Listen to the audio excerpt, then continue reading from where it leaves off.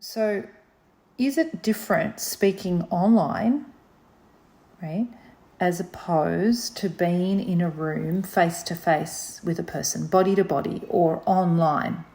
And I believe from my experience is that online requires more energy and more effort because there is a barrier. It doesn't have to be a barrier, but there is one. And what do I mean by that?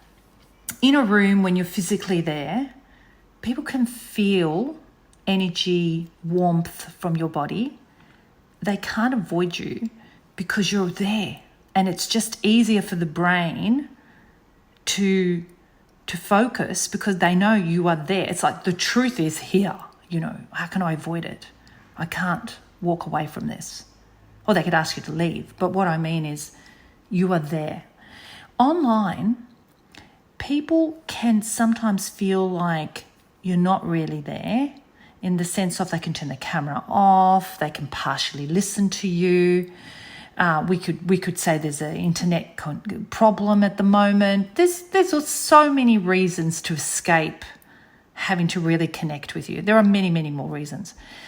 And unless the meeting's really, really, really important, it doesn't activate and trigger the other person or yourself to be totally engaged as much because the commitment can be diluted or, made smaller.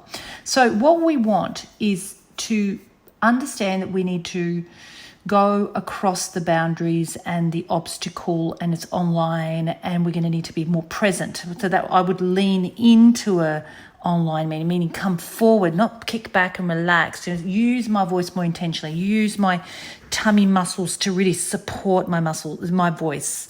Project eye contact, gesturing, hand movements, not on the camera, by the way, down lower.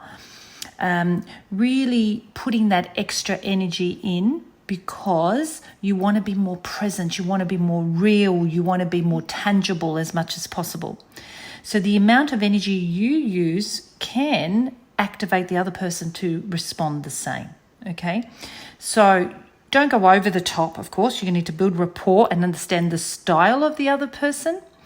But you can also lead and pace. Lead meaning create the standard by which we're going to have that conversation by using your eyes more intentfully and heart and energy. By what? By the way you think on the inside. Remember, the voice is the organ of the soul. Our communication comes from the inside of us first and then comes out on the outside. So we want to really be understanding what is the intention of this conversation, what's the outcome that I want, what do I want them to feel, what do I want them to know, what do I want them to do, how do I connect in a way that they will respond to me, so how can I make it more about them, how can I kind of package what it is that I want in a way that they will receive it because it makes sense to them, because it's about something that they regard as important. Again, everybody's thinking about themselves and what can I get out of this. So if you're initiating the conversation, make it about them. And through that door, you can converse and ask for what you're wanting or get that result of what you're wanting. But yes, the energy needs to be way stronger, more intentional by using gesturing, eye expression, hand movements, voice expression of the voice, meaning it goes up and it goes down, so it's not boring, okay? And you're leaning in. Kicking back in a chair is not a great idea, but neither coming in with your face like this, because this can look very scary, like moving in too closely.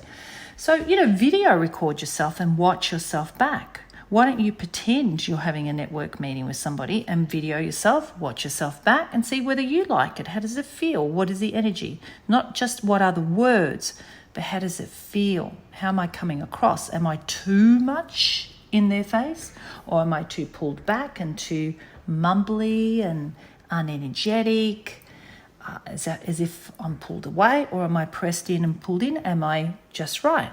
Do a video, watch yourself back.